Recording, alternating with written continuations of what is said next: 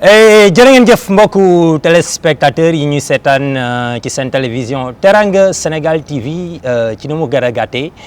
ñuy wax TSTV dal leen ak jàmm ci seen émission bi nga xamante ne moom la ñu jagleel le public sportif sénégalais rawatina ñi nga xamante ne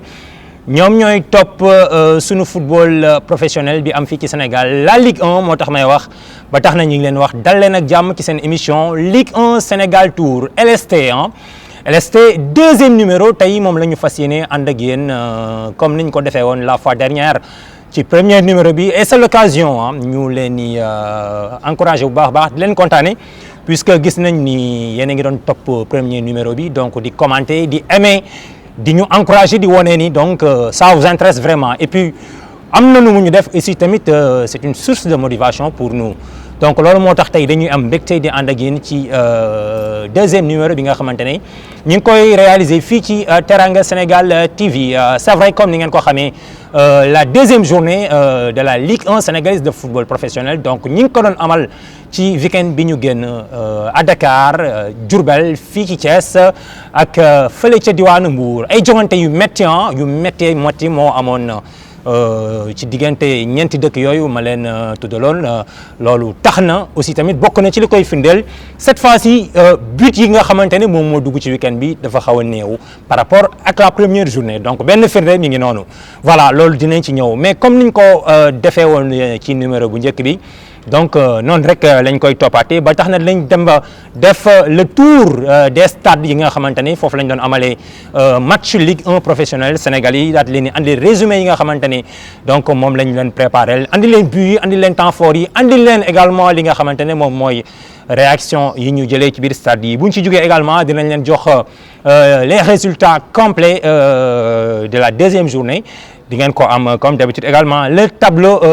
du classement di ngeen ko am mais tamit ci biir émission bi di ngeen am tous les buts marqués à l'issue de cette deuxième journée di ngeen am benn compilation comme la dernière fois donc ñu jox leen buts yi nga xamante ne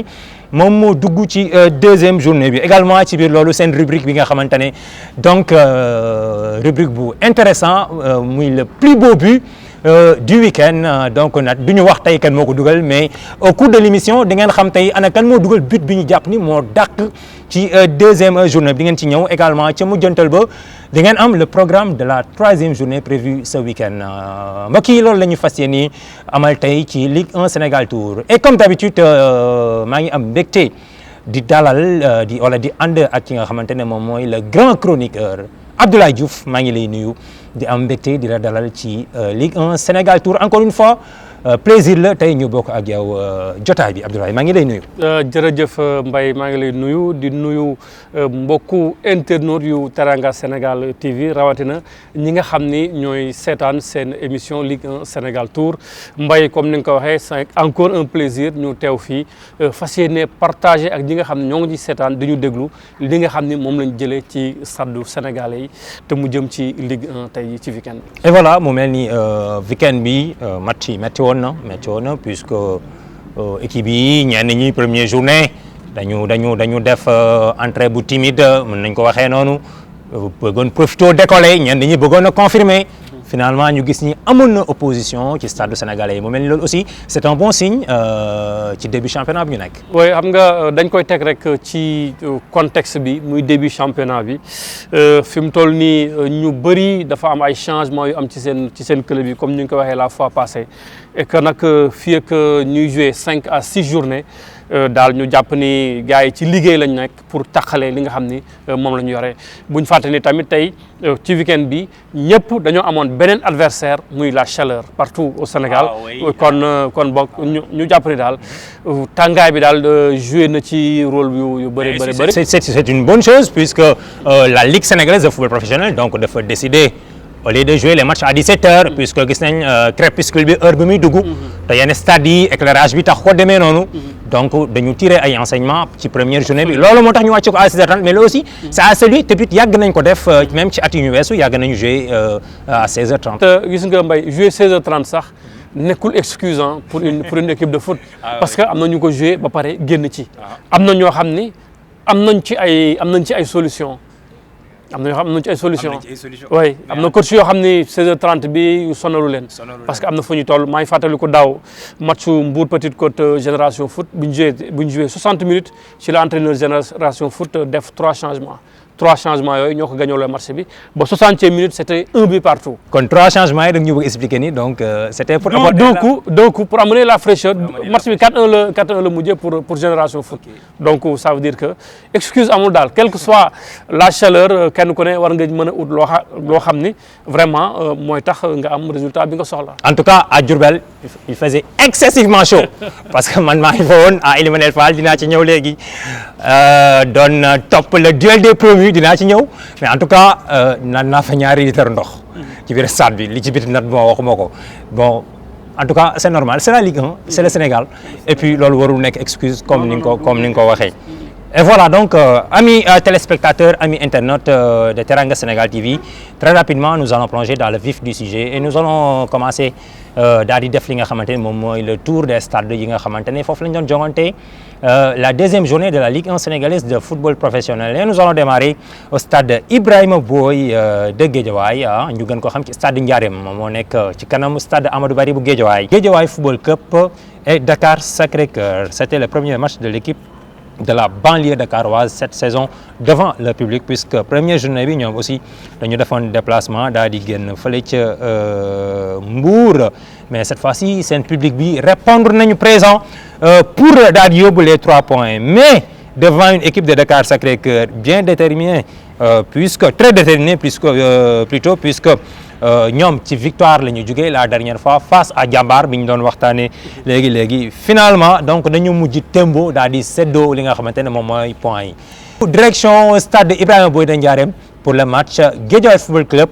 et Dakar Sacré-Cœur. dibéer bi ñu génn ca stade Ibrahima Boye banlieusards yi. d'abord damay gërëm xale di leen sant di xayma match bi si ñaar poñ premier poñ bi mooy terme de score bu ñu compter poñ yi tey nii dañuy gis Guédiawaye benn poñ la je pense que am na sax solo parce que bu fekkente ngoon bu ne bu ñu mënee di wañ poñ dina am solo donc ça veut dire que journée passée bu ñu mënoon benn poñ tey ñaar poñ la ñuy wax donc je pense que am na solo bu baax a baax donc maintenant beneen bi wax moom moo si ëpp solo mooy xale yi ñu ngi def lu ñu leen sant ba tey ñaar match yëpp vraiment bu ma xoolee vidéo yi damay gis ni ñu sant xale yi ñu ngi koy def mais gis nañu souvent dañuy jaawale yàkkamti mais ay xale lañu et puis ñun ñoo am intérêt accompagner leen foofu et puis dinañ ko def incha allah def ay rectification pour que la prochaine fois mu doon lu baax parce que ñu ngi jógee ci défaite tey ñu jël benn poñ mën nañu am rafetu njort que journée prochaine war nañu mën a am lu kaw ci njort. Et voilà, c'était le résumé du match Guédiawaye Football Club, Dakar Sacré-Cœur. Abdoulaye, les Crabes tenus en échec à domicile par les académiciens de Dakar Sacré-Cœur. Et qui cherchent toujours leur premier but de la saison. Mais premier point bi ñu am également, c'est pas mal aussi. Parce que Dakar Sacré-Cœur, boo fàttali ko première journée bi dafa gagné 2-0. Kan la gagné? Jambar la gagné. 2-1 plutôt. 2-1. 2-1.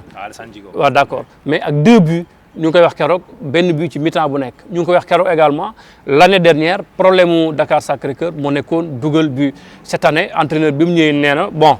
gis na difficulté boobu il essaie d'y remédier donc bu réussir première journée am 2 buts mu ñëw def 0-0 ak Guédiawaye ce n'est pas un mauvais résultat pour Guédiawaye dama jàpp ni donc Guédiawaye day profiter ci point boobu rek pour jàpp confiance pour pouvoir décoller parce que ku dóor Jambar 2 ñëw nga def ak moom 0-0 à partir de là nag mën na nekk un score boo xam ni ak un match boo xam ni entraîneur bi mën na ci sukkandiku pour réussir saison loolu laa gis daal ci Guédiawaye. Pour rappel l'année dernière Guédiawaye Football Club difficulté yi mu doon am mooy que ni c'est un match de domicile donc da doon am problème pour gagner là-bas. Et je ne sais pas pourquoi mais en tout cas le public de Guédiawaye aussi c'est comme celui de Diourbel dañu exigeant. Guédiawaye dëkk foofu mais tamit partout dans le monde le public est exigeant. N'est-ce pas amul fu public maanaam ku am public rek c'est un public qui est exigeant parce que benn spectateur jógul dem stade pour ñu koy gagner ah non da ngay dem pour gagner avec l'espoir de gagner mooy li ma wax rek c'est-à-dire public bi moom c'est déjà un avantage léegi nag bu fekkente ni joueurs yi staff bi ak encadrement bi def nañu de telle sorte que public bi nekk benn fardeau ci kaw joueurs yi loolu c'est un problème donc ñoom war nañu mën xool nu ñuy def une communion entre le public et les joueurs de telle sorte que lépp dina ci. mais au Sénégal bon xam nañ ni quand ça marche public bi bon tout est ok mais quand bu fekkee ni résultat est négatif bon là gis nañ façon bi ñu koy régler te loolu aussi tamit war nañ ko mën a dépasser puisque gis naa yenn dëkk yu nga xamante ne actuellement demaguñ fenn ils commencent à mettre la pression sur les joueurs puisque disent que ñun voilà fi ñu nekk du suñu place match yi war ñu ko ñaax alors que championnat comme on dit du course de vitesse mais plutôt une course de fond. loolu aussi dañu war aussi tamit xam nga aussi moo tax aussi teg say objectif par rapport ak say adversaire par rapport ak say moyens aussi baax na parce que équipe bu ñëw xam ne yow mënoo jël P mënoo jël 2 mënoo jël 3 mënoo bokk ci première partie de tableau bi nga ni je joue le maintien mbay boo jëlee 12e wala nga jël 11e kenn du la wax dara mais bu fekkente ne nag da nga ñëw communiquer woo xam nga lu ko indi le plus souvent yenn club yi du ñu communiquer ah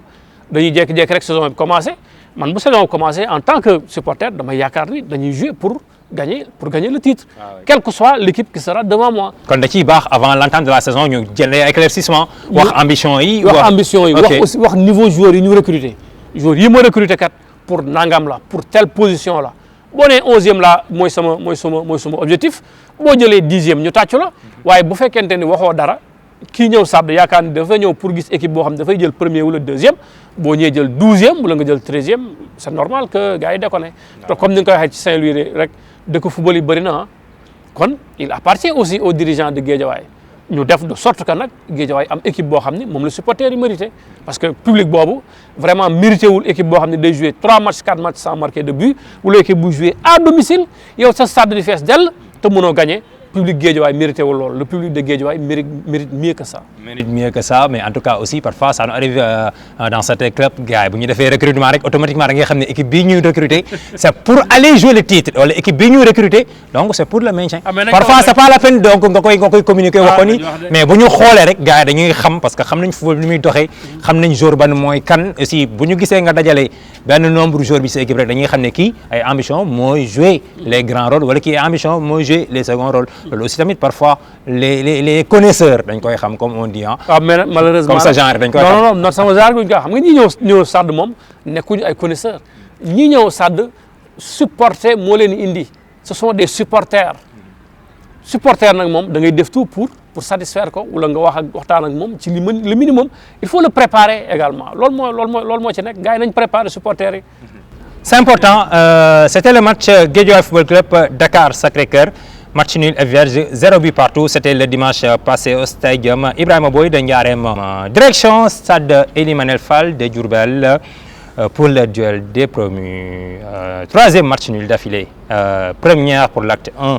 de cette nouvelle saison de Ligue 1 puisque l'année dernière aussi di rappeler que ni ñaari équipe yi en aller et au retour dañu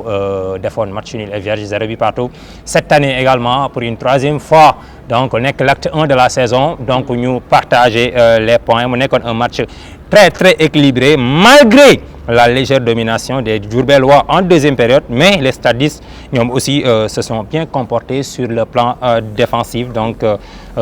finalement mujj nañu ñibbi à Mbour avec un point boo xamante ne jàpp nañu point bu positif la direction stade Ely Manel Fall de Diourbel pour le match Sonacos de Diourbel stade de Mbour c'est avec Et nous savions qu'au milieu, avec 3 joueurs qu'ils auront, et nous, nos 3 milieux, et notre attaquant qui avait laissé les 2 ex-centraux pour gonfler le milieu, nous serons en super numérique. Raison pour laquelle la Sonacos a commencé en premier temps à balancer des ballons.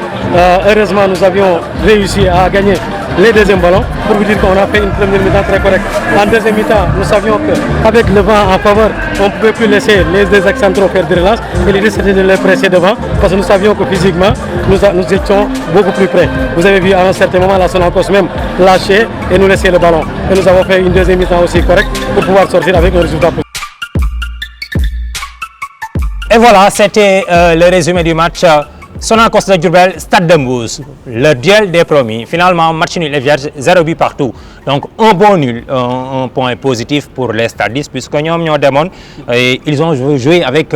beaucoup de prudence et surtout avec beaucoup d'intelligence lors de leur déplacement à Diourbel donc mu nekkoon match boo xamante ne donc kenn mënu koo ñàkk ci ñoom ñaar Stade de Mbour ci victoire la jógee Sonacos la première journée contre le Jaraaf gis nga li fa xew tey mu nekkoon match boo xamante ne muñ nañ ñi 1 point du nul pour positif ci côté Stade de Mbour. Bon damay wax ni 1 point positif ci ñaari équipe yëpp parce que ay promu la ñu ak lu mënti xew aussi ñoom seen premier souci mooy le maintien loolu la ñu war a jouer d'abord et fi mu toll nii nag ñoom li ñu war a def mooy être plus prudent heureusement les deux entraîneurs ont été prudents muy Sidath muy Cheikh Gueye ils ont été prudents yaakaar naa ni avant le match. ay nante lañ nag. ay nante non non c'est des entraîneurs nante. Mbaye ci terme bi. avant le match koo ci ni woon 1 point day signé. ah oui koo ci ni woon 1 point mu signé et à cette étape aussi tamit je préfère man équipe boo xam ni dama la yore am 1 point plutôt que voilà di ñàkk match ci nii donc 1 point yi nga wax baax na ci ñii baax na ci ñële li ci positif li ci gën a positif mooy c'est un match tamit boo xam ni ñoom ñaar ñëpp dañ ci profiter pour tester yenn combinaison yi nga xam ni programmé nañ ko par rapport à leur nouvelle recrue ma fàttali sax xëy na recrue yi ëpp solo ci ñaari équipe yooyu mooy ñaari entraîneurs yi ñaari équipe yëpp kenn ku ci nekk ki la yéegal fa nga ko bàyyi jël ay entraîneurs yoo xam ne ils étaient en Ligue 1 loolu tamit c'est une bonne stratégie jël un entraîneur d'expérience pour mu mener la vers le maintien d'abord boo maintenir yooyu nag ba xam ni voilà mën ngaa xeex ak gars yi li ci des nga dem uti ko mais toutefois aussi tamit man ni ma koy waxee rek man j'attends beaucoup de la Sonacos par rapport ak li fi nekkoon daaw effectif bi ñu yore woon par rapport ak renfort yi ñu am aussi vraiment moi man dama leen. mais nag en tout cas pour justifier le match nul de l'équipe du Sonacos à domicile puisque keroog à un moment donné une partie du public n'était pas content ça il faut le dire parce que tamit mën nañ wax ni depuis 3 ans donc Sonacos mi ngi doog a ñëwaat di jouer devant son public en Ligue 1 je dis bien en Ligue 1 puisque depuis 2019 le relégué woon ci division inférieure bi donc loolu mu nekk benn mbir deuxième raison mooy le démarrage tardif de la préparation de l'équipe des huiliers loolu l'entraîneur wax na ko dégg nañ ko aussi tamit beneen bi ci topp mooy public bi dañu exigeant et tu sens que ni ñoom bu match bi di daw dañuy dugg ci match bi dañ ciy dugg ak seen affaire loolu aussi est-ce que tamit mënul nekk pression ci côté les 22 ci acteurs yi ak mais nañ pression positive. mais ça ne sera pas du tout facile. waaw puisque tamit le changement d'entraîneur environnement bu bees bi. non xam nga am na ñu fi joué ñoo xam ni amuñu lu mat 50 personnes yu leen seetaan si man su ma amee public boo xam ne dafay feesal dell stade bi mais kooku c'est facile à gérer ce n'est pas du tout difficile waxuñu ni public bi li mu bëgg moom nga koy jox un public a beau être exigeant mais da nga koy jéem a satisfaire lan mooy satisfaire public résultat moo leen di satisfaire mooy li ma la wax léegi rek Sonacos ni mu doon footballé daaw bu ko footballaat daaw amuñu benn problème pourtant daaw la gënoon métti parce que ku ne xam ne Ligue 2 dafa métti dafa tar donc man jàpp naa ni Sonacos vraiment soxlawuñu lu bëri pour dem ci kanam et puis public bi aussi warul nekk handicap au contraire public bi dafa war a nekk apport pour équipe bi. en tout cas beneen li ñu ci mën a retenir sur l'équipe de la Sonacos gis nañ ci lu am solo muy que ni dañu am benn banc bu riche. puisque keroog on a vu l'entrée de Massali l'entrée également de Abdoulaye Wali ñu ngi fa l'entrée également de Biram Dioum aussi moom il a causé beaucoup de difficultés à la défense mbouroise te ñun ñëpp ci banc bi lañ jógee kenn bi ñu duggee match bi dafa jël beneen tournure jël beneen. xam nga moom laa lay wax léegi moo tax man la j'attends beaucoup de la Sonacos vu son effectif de l'année dernière ak renfort yi ñu am mais Sonacos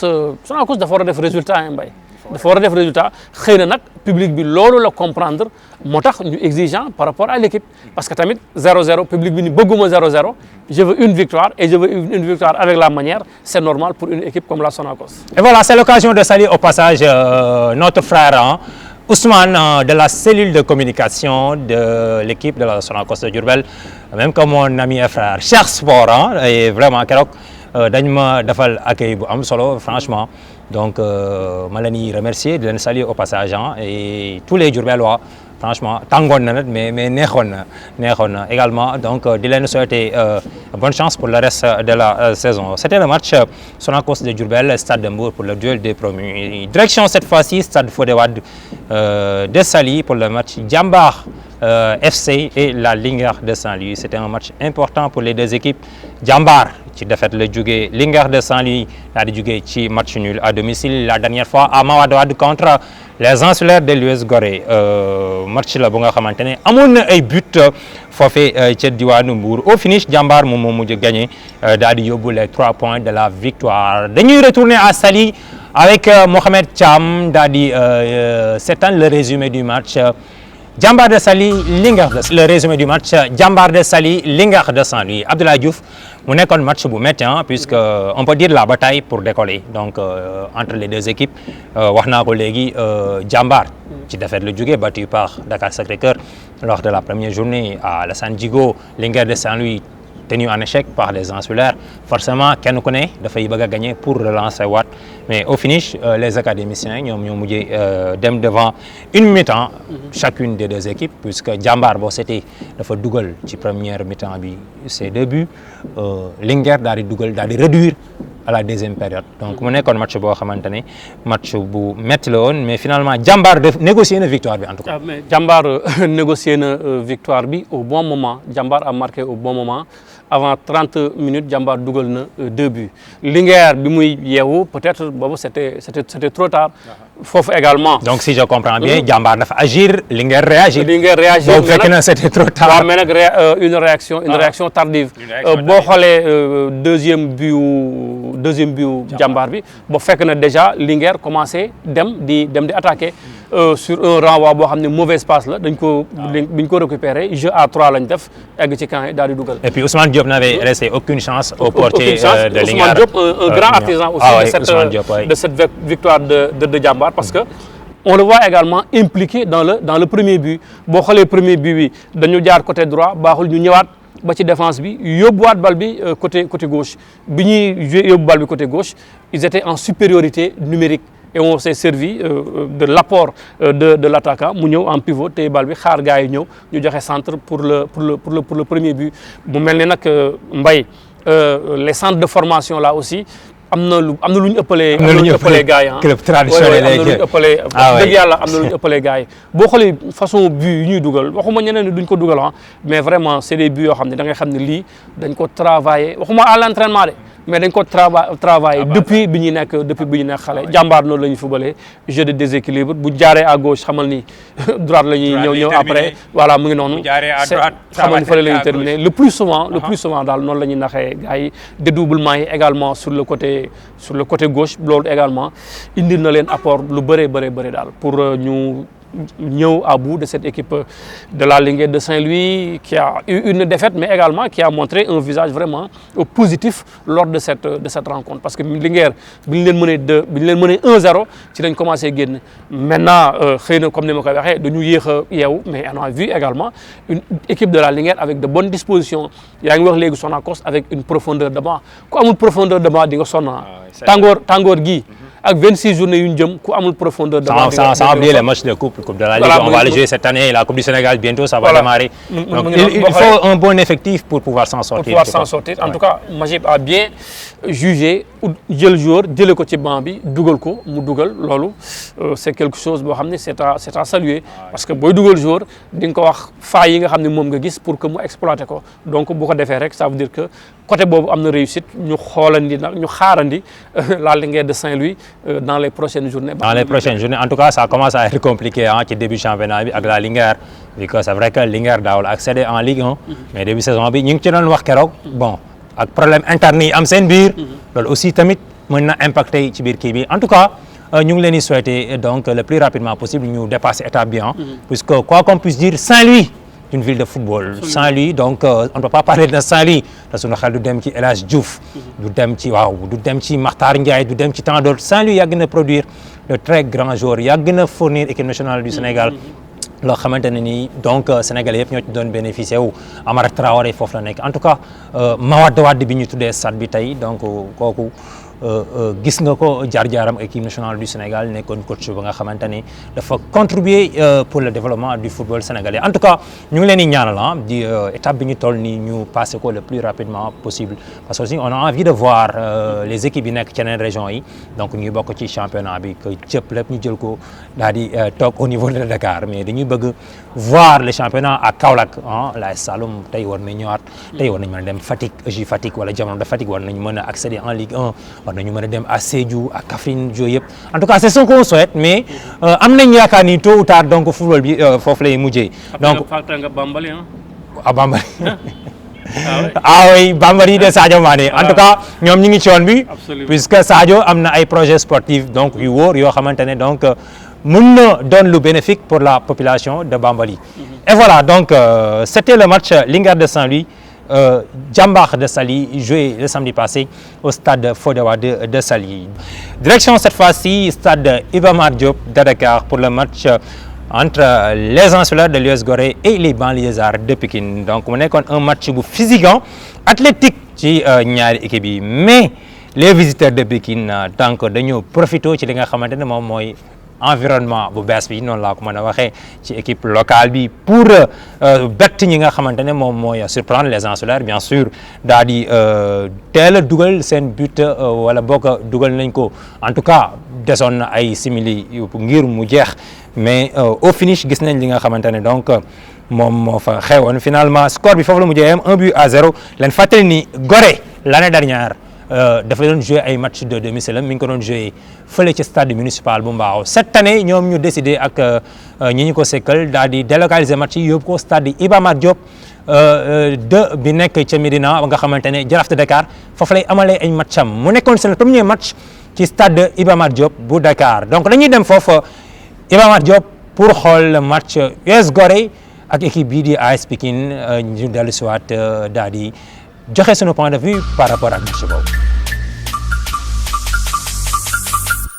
niki dibeer bi ñu génn ndaw US Gorée yi nga doon jàmmarloo ak ndaw AS Pikine yi ca stade Iba Mar Diop boobule match nekkoon ñaareelu bëccëg ci championnat bi lee ñëw fàttali nag US Gorée ca matcham bu njëkk digganteem ak Linguère ndam demul ndam dikku AS Pikine nag dafa ñàkkoon jonganteem bu njëkk tax nag ci ñaareelu bés bi lee ñoom AS Pikine am ay taxawaay ci digganteem ak US Gorée ci ñaar fukki simili ak juróom-ñaar kii di Aboubacar Sarr di attaquant AS Pikine bi daal di am contre attaque caax yi daal di fees dell muy benn bal ci dara noonee lañu dellu see gannaaw ba ñu jotee laale ci ñeenti fukki simili ak juróom waa US Gorée nag daal di nañu am ay occasion yu bari ci jongante bi lee waaye nag ndawu Pikine yi lee gën a dëgg seen taxawaay noonee la jongante bi mujjee ci benn bal ci dara. waaw vous savez on est dans un championnat donc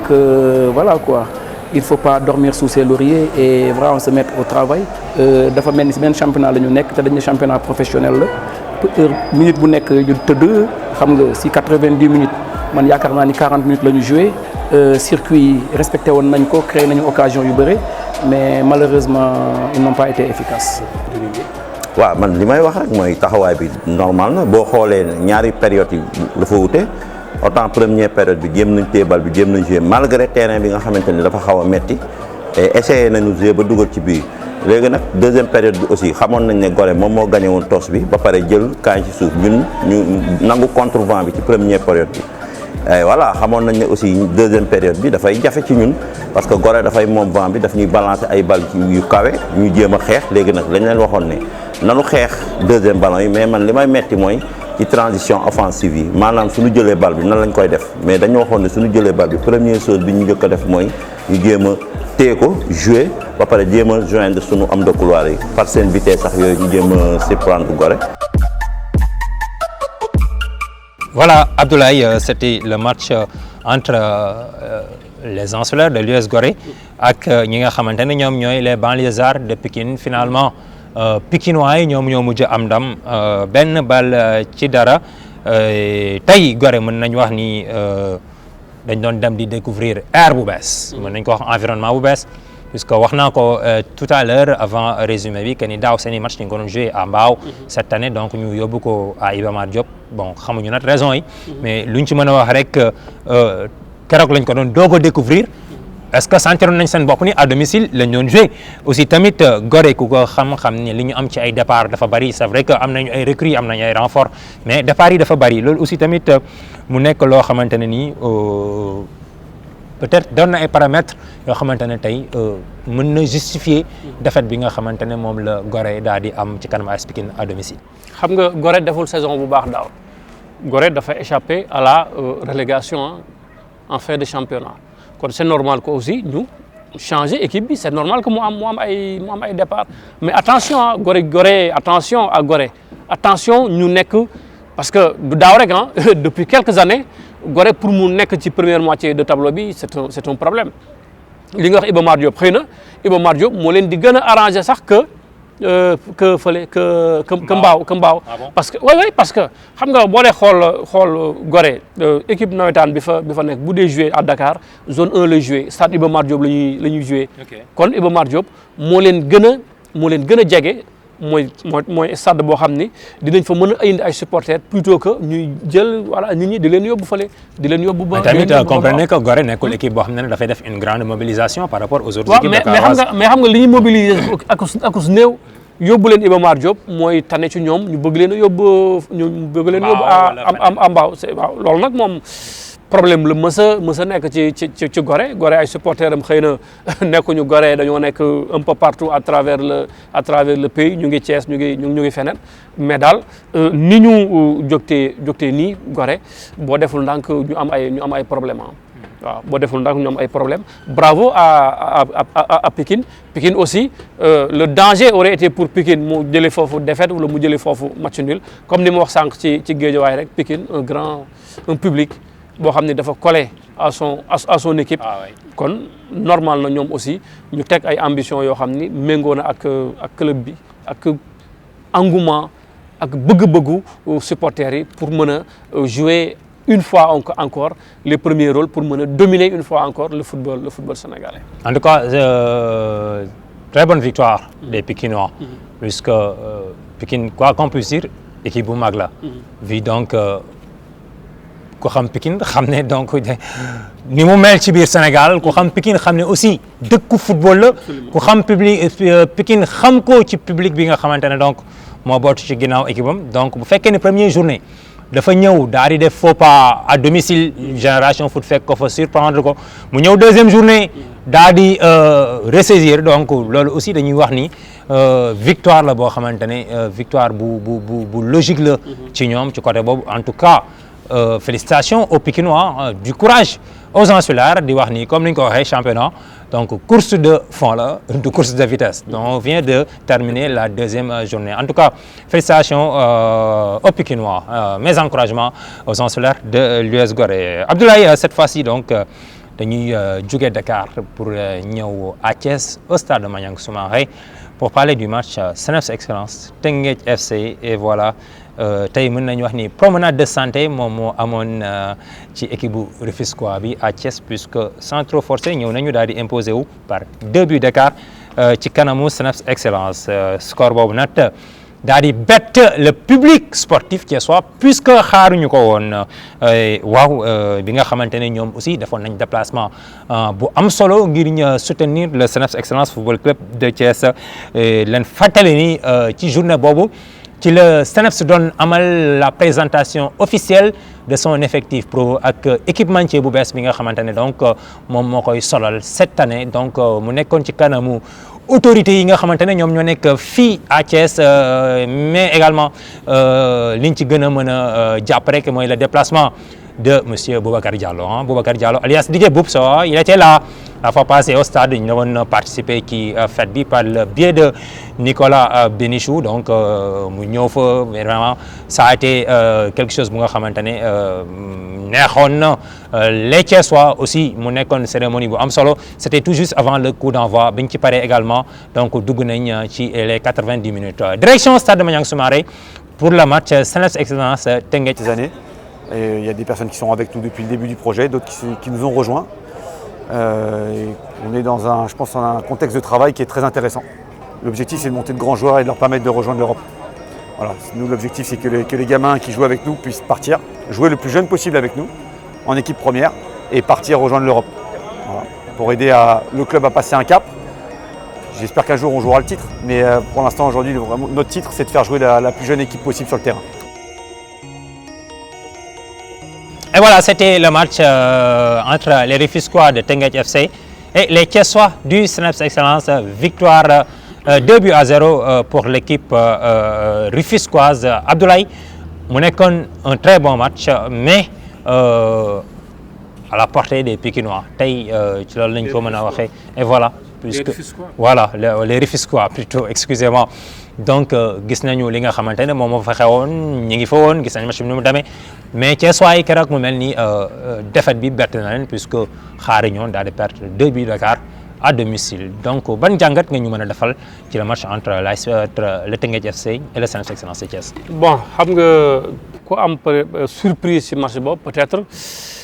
donc seetaanoon match bi mais peut-être avant. Mais en regardant le match, Cneps doit perdre 2-0, c'est un score logique. Premièrement, en première période, tu perds ton gardien de but. Cneps, ce gardien de but blessé. Un jeune gardien, un très jeune gardien de but, en talent, mais expérience. Babacar Djigal. Et pourtant, il était là l'année dernière. C'est lui qui avait gardé les cages du Cneps lors de la dernière journée contre la Jaraaf de Dakar avec Omar Diop. Et pourtant, il ne vient pas de découvrir la Ligue 1. Même c'est vrai que l'expérience bi nga wax aussi tamit manque d'expérience bi joué na ci par rapport à Djibi Diop Diémé bi nga xam ne dafa génn sur blessure loolu tamit. Je pensais que c'était son premier match et même si c'est son deuxième ou bien c'est son troisième match, il y a toujours ce manque d'expérience pour moi loolu la ñu gis ci keroog parce que. mais Abdoulaye est-ce que manque d'expérience mën nañ ko tudd ci suñu championnat vu que sànq yaa ngi wax ni les centres comme Jambar comme Génération Foot beaucoup ci ay joueurs am ñu ci ëpp bokk booy set année bi ñu nekk ci la ñuy doog a découvrir Ligue 1 à part dina am certes dina am quelques cadres yu fa nekk mais lu ëpp ci ñoom ay cadets yu ñuy surclassé la wala ay juniors yoo xam ne dañuy am surclassement pour mën a ñëw jouer ci kii bi est-ce que loolu mën nañ ko jël teg ko comme excuse ci côté boobu. xam nga expérience bi c'est d'abord par rapport au joueur par rapport au mental du joueur. am na ñoo xam ne premier match da nga leen di dugal nu championnat réeré ñu génn ci mais le gosse qui est entré hier pour le Cneps Excellence il a montré une certaine fébrilité benn. Deuxièmement nga comparer kooku ak les joueurs yi nga xam ñu ngi Teungueth Ousmane Diouf comparer Ousmane Diouf ak Babacar Djigal comparer ku mel ni Mokhtar Fall bi def Jambar comparer ku mel ni Emmanuel Gomis bi nga xam ne def na Jambar compare tous ces joueurs là avec yenn joueurs yi et ce manque d'expérience là dama ko wax Babacar Djigal rek parce que peut-être nekkul ci match bi trop bi mu duggee mais également mais aussi c'est pas facile pour un gardien de but donc jóge ci banc bi ñu dugg directement nekk ci voilà c'est ce que je dis même les gardiens expérimentés ça arrive parfois de passer à côté voilà moom laay wax moo tax ma ne la aussi tamit boo xoolee physionomie match bi c'est normal que parce que comme ni nga ko waxee ah le Teungueth dafa gagner sans forcer ñaari but yi yëpp ay benn fait de jeu la beneen bi contre-attaque ñu ngi doon attaqué 70e minute ils en ont profité 2-3 passes ñu présenté wu dans la sphère de réparation Mokhtar dugal ko c'est comme ça alors Mbaye man nag vraiment lu tax may manque d'expérience aussi mooy la jeunesse de cette équipe du Cneps xam nga Cneps dafa jël option parce que quand on a parlé au président mu ni clairement est-ce que vous voulez monter une grande équipe ou bien vous voulez de grands joueurs moom li ko intéressé mooy de grands joueurs destinés à la vente kon li ma lay wax rek bu fekkente ne yu mel nii on a vu nag du bon. kon si je comprends bien politique sportive bu Cneps donc ci loolu la. loolu c'est ce que le président a dit ah président bi loolu la wax mais man damay gis rek problème bi nga xam ne moom la Cneps amoon daaw maanaam sortie de balle amuñu ci problème conservation amuñu ci problème mais problème bi profondeur bi la quand même nag. J'ai vu des joueurs yoo xam ni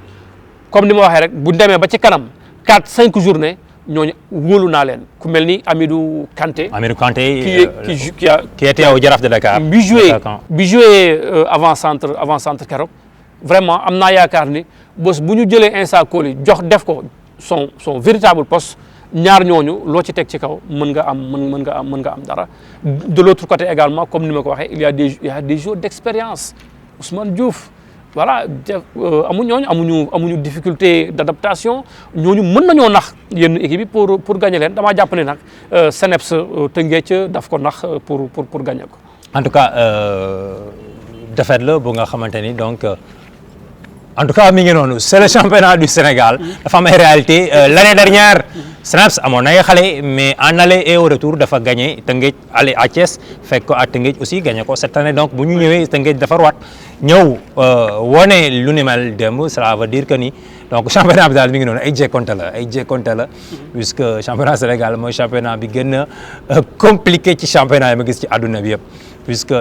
comme on dit di nga mën équipe taxul nga gagné ko di nga ñëw andi équipe andil ko ay xale mu andi lay mag du tax nga gagné ko dinañ ci gis yu bëree bëri dina arrivé foo xamante ne donc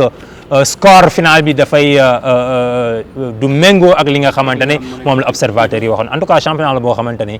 ni mu mel moom donc moo ko mel en tout cas keroog ci début avant l'entame du match gis nañ également CNEPS daal di def li nga xamante ne moom mooy la présentation officielle de son équipe mu doon loo xamante ne lu am solo la également chaque année mu koy def mais cette année ñoom ñu def ko dans le cadre de l'innovation ñu def ko le jour du match contre Teungueth FC et puis le public est venu répondre présent donc mu doon loo xamante ne nii def nañ ko dans une bonne ambiance loolu aussi c'est à saluer c'est bien de présenter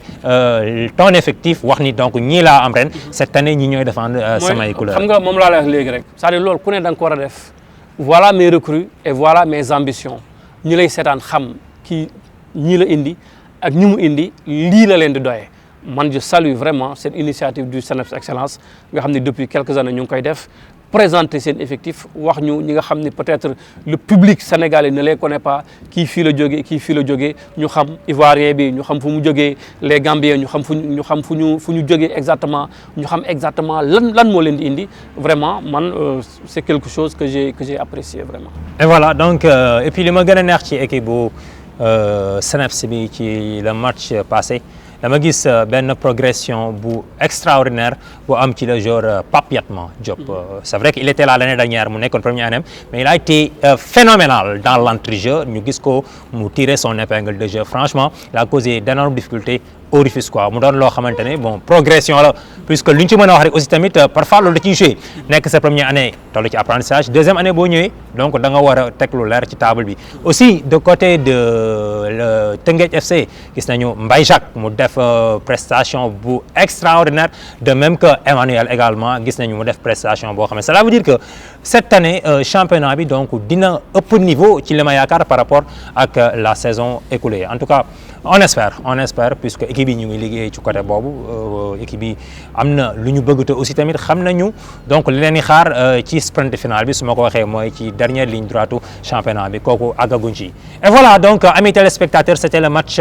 CNEPS Excellence Teungueth FC donc dans un instant donc dinañu dalal avant ñu dem ci dernier match bi muy 7e match bi dinañu dalal la El Hadj Assar donc fas yéene waxtaan ak moom ci li nga xamante ne donc moom la ñu amoon fële ca stade Djibril Diagne bu Déni Biram Ndao pour le match Génération Foot ak Casa Sport nekk le match c'était le match le plus attractif de la journée ah waaw c'était le duel des équipes des grosses pointures puisque Casa foofu la demoon pour croiser la fer avec la Génération Foot finalement match nul et vierge 0 but partout entre les Sudistes du Casa et les pensionnaires de Déni Biram Ndao direction Stade Djibril Diagne pour le résumé du match Casa Sport ak Génération Foot boobu ba tey dañ ci ànd ak El Hadj Assar. jongante bu mag bile bi doon dox ci diggante Génération Foot mi doon dalal kii di Casa Sport si ñaareelu bëccëgu championnat wu Sénégal si ndorteelu match bi ñaari ndawu équipe yi yéegal nañ seen niveau ak benn bataille ci wàllu milieu terrain bi ñaari équipe yi la indi nañ football bu rafet ci gazon bi nga xam ne xawoon naa doy waar tuuti waaye dund nañ benn xaaju mi-temps bu neex te bari ay occasion si ñaari équipe yëpp si njeextal premier mi-temps bi ñaari équipe yi ñoom ñi ngi tàqaliko si 0-0 ca bañ jugee ci pause bi kii di entraîneur Casa Sport teel naa def ñaari changement waaye ñaari équipe yi ñoom même xar kanam bi ñu wone woon ca premier mi-temps bi lañ indiwaat ak ay occasion yu bëri kii di Génération Foot moom door na ñaari fukki tiir ci camp wu Casa Sport kii di Casa Sport moom door na fukki tiir ak ñaar ci camp wu Génération Foot ci njeextalu jongante bi ñaari équipe yi ñu ngi tàqaliko ca 0-0. D'abord, c'est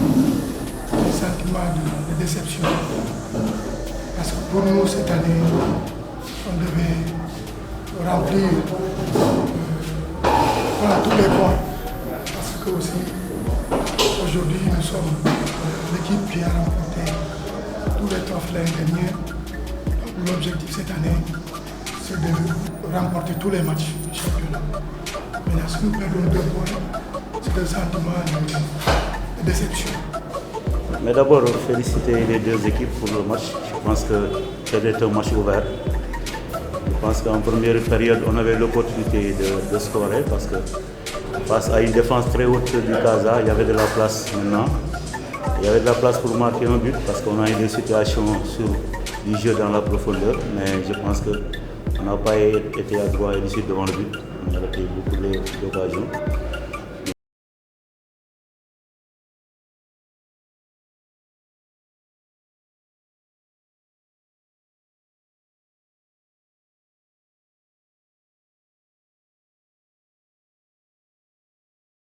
ca stade Djibril Diagne bu Déni Biram Ndao Assar cant ak ngërëm ñeel na ko ci topp ñu doon toppal jongante boobu entre les Suristes du Casa et les pensionnaires de Déni Biram Ndao. D'ailleurs il est là As ñu ngi am mbégte tey nga rejoindre ñu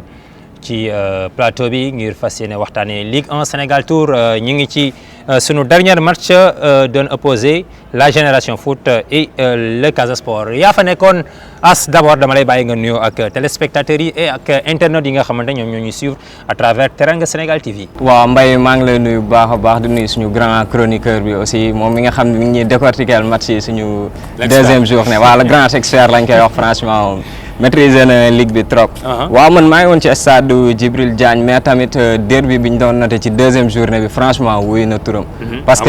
waaw assisté nañ fa match boo xam ne attractif na trop bu ñu xoolee match bëri na combativité. côté possession il y avait Génération Foot qui avait 49% de possession et Casa Sport 51% aussi. Premier mi-temps wala deuxième mi-temps. wala dans l'ensemble de la partie. Dans l'ensemble du match quoi ñoom ñaar. si je comprends bien kon Casa moo dominé. Casa moo dominé mais nag en possession de ballon. en matière de possession Ablaye bi nee nañ possession léegi existé. non existé tout parce que boo xoolee résultat final bi aussi 0-0 la mujjee. mais les joueurs de Génération Foot ont tiré 20 fois dans les buts. et Casa Sport 12 fois boo xoolee 32 tirs au total. loolu nekkul lu ñuy remarqué lu bëri ci Ligue 1 sénégalaise boo xoolee. kon y avait amoon na opposition quoi. amoon na opposition c'était un match très serré entre les deux. franchement parce que joueurs Génération Foot yi aussi ñoom répondre nañ ci combativité bi leen waa Casa Sport indil mais aussi noté nañ tamit état de pelouse boo xam ni xawoon na doy waar tuuti mais. ñaari équipe yi wane wuñ fa loolu parce que produire nañ fa beau jeu franchement ñoom ñaar ñëpp boo xoolee joueurs Casa Sport yi xaw na leen a sonal tuuti mais GF tàmm nañ ko parce que. fa la ñuy entraîner. mais le Casa a tout le temps causé des problèmes à l'équipe de la Génération Foot l'année dernière daf ko gagné en aller gagné ko en retour cette année donc tey ñu ñëw nga wax ma ni lii moo fa xew même bu fekkee ni côté tir cadré Génération Foot a tiré beaucoup plus que le Casa. 8 fois. voilà 8 fois de plus donc en tout cas le Casa en tout cas am na daal xaw ma nu mu demee noonu am na fu mu ko dugal donc yaa ngi ci point boobu ils ont beaucoup souffert. parce que Génération Foot indil na ko rythme bu élevé au début match bi parce que gars yi dañu leen di indil benn pressing haut boo xam ne joueur Casa Sport yi mënuñu woon génn. di couper seen transition yi boo xoolee nombre de tirs yi nii wane na ko mooy que GF da koo xojoon. te franchement nag ñoom manque d'efficacité moo laa fa sentir ci joueur Génération Foot yi ba si 94e minute amoon nañ fa occasion boo xam ne pour ray match bi mais le gars daf ko raté. am na également une histoire de penalty bu ñu doon wax foofu am na amul. finalement non sifflé par l'arbitre Cheikh Ndiaye. non sifflé mais ci li ma jot a remarqué penalty bi amoon na mais arbitre bi daf ko sëgg aussi tamit. man li ma gis jàpp naa ne amul xaw ma ne ku nekk ak sa gis-gis. li ma gis parce que tamit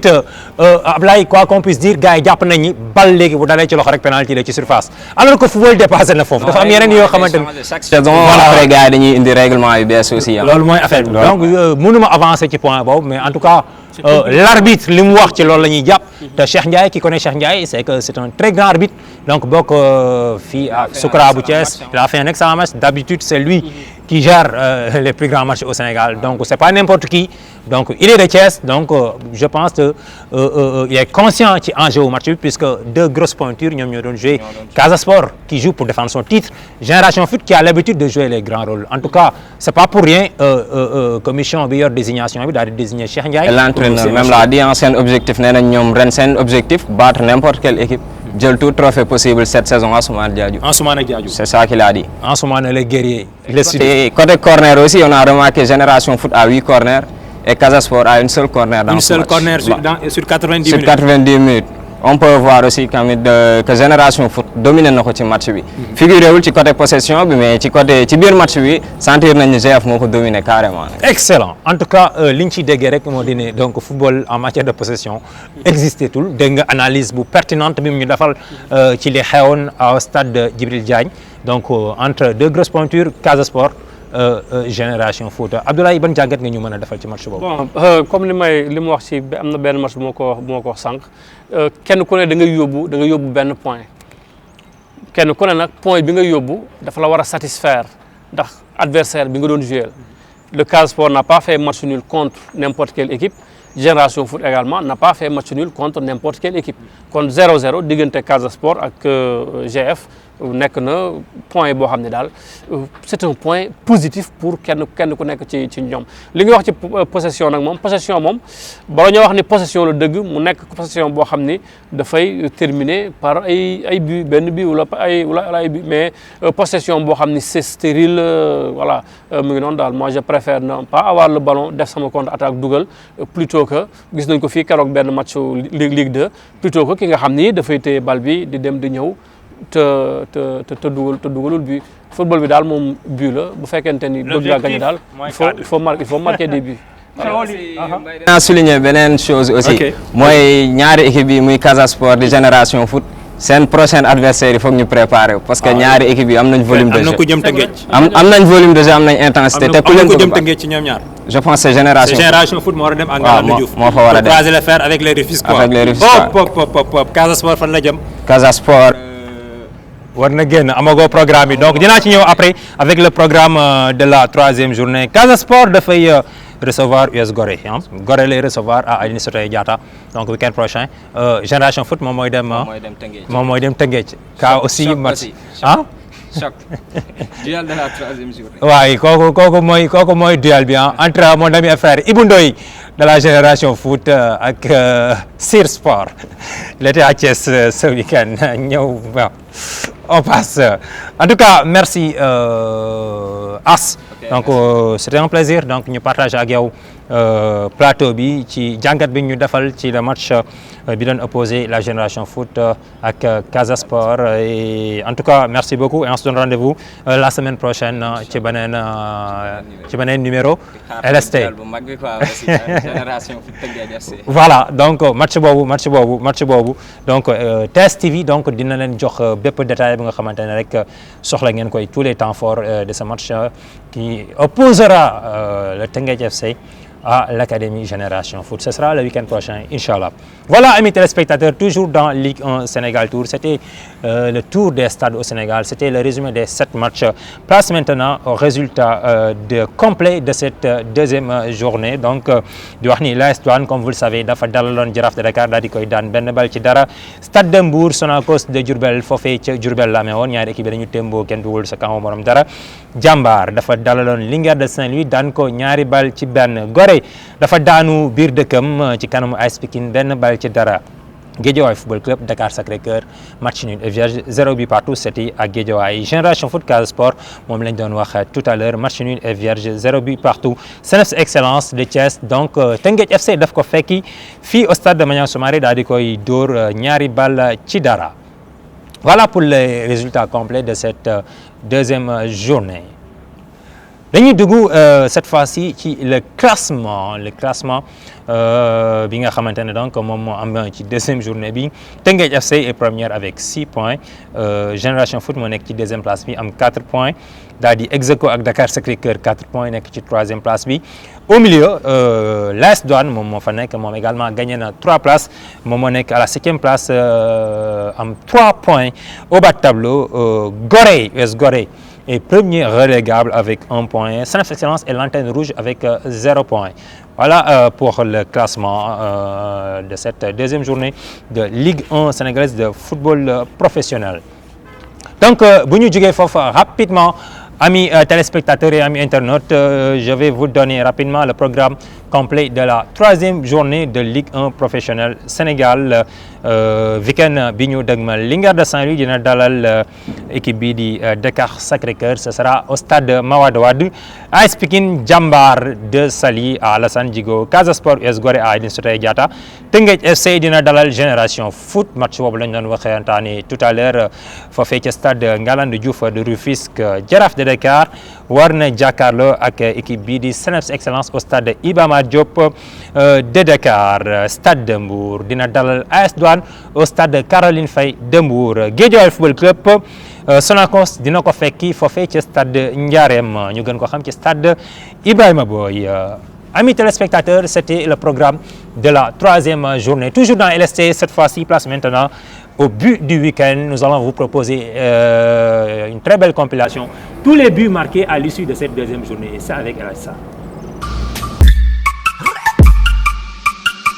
Et voilà, c'était les 7 buts marqués à l'issue de cette 2e journée de Ligue 1 Pro. Cette fois-ci, donc, dañ leen di bàyyi ngeen xool le plus beau but du week-end. Du ma leen wax kan moo ko dugal mais après yéen a koy gisal seen bopp ñu revenir ci plateau bi. Le plus beau but du week-end. Mboma le fait sur Koita, il faut aller Koité, Serigne Mokhtar Koité. Et le but dugg na!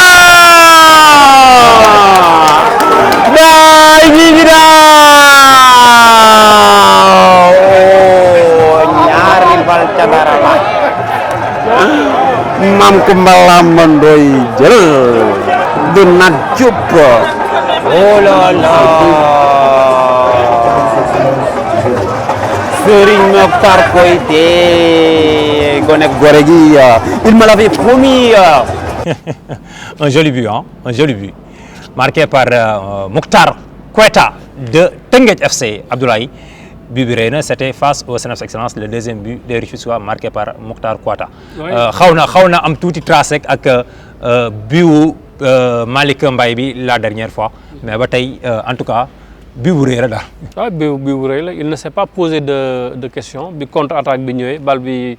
ñëw ci moom mu dugg ci biir surface bi. Ce qu'on demande à un attaquant bu nekk sur biir surface de réparation c'est de tirer et de cadrer boo cadrer bu ko góol bi laalul tu as le but c'est ce qu'il a fait dugal nag but boo xam ni vraiment c'est un très joli but. Un très joli but signé Mokhtar Koita de Teungueth FC. Félicitations à vous, monsieur Koita. Félicitations également à toute l'équipe de Teungueth FC. En tout cas, c'était tout pour ce 2e numéro de LST Ligue 1 Sénégal Tour. Donc moom lañ leen doon andil 2e numéro bi ma àndoon ci ak Abdoulaye Diouf chroniqueur également àndoon ci ak El Hadj Assar et toute l'équipe technique. Avant ñuy ñëw ci loolu Abdoulaye ma bàyyi la nga joxe sa mot de la fin et on se donne rendez-vous la semaine prochaine pour 3e numéro LST. waaw di gërëm ñi nga xam ni ñoo ngi ñuy suivre rek di ñu encourager également di leen jox rendez-vous inchallah après la 3e journée na woon fa woon ñu waxaat leen rek li nga xam ni moo xew ci stade du Sénégal yi ci Ligue 1 bi inchallah. Voilà, merci également à vous, amis internautes. Merci également à vous, amis téléspectateurs de Teranga Sénégal TV. Merci à toute l'équipe technique, Thiam Babel Design pour la réalisation, accompagné de Moussa, El Hadj Assar, merci à toi. Merci également à Ahmed et toute l'équipe technique, Daouda Sow. Merci également à la direction, Papchoun, Bamba, Adamagnan. Merci à vous et merci également à toute l'équipe de la rédaction. Merci, excellent suite des programmes à toutes et à tous. Rendez-vous la semaine prochaine pour un autre numéro de LST. Jaa ngeen jëf.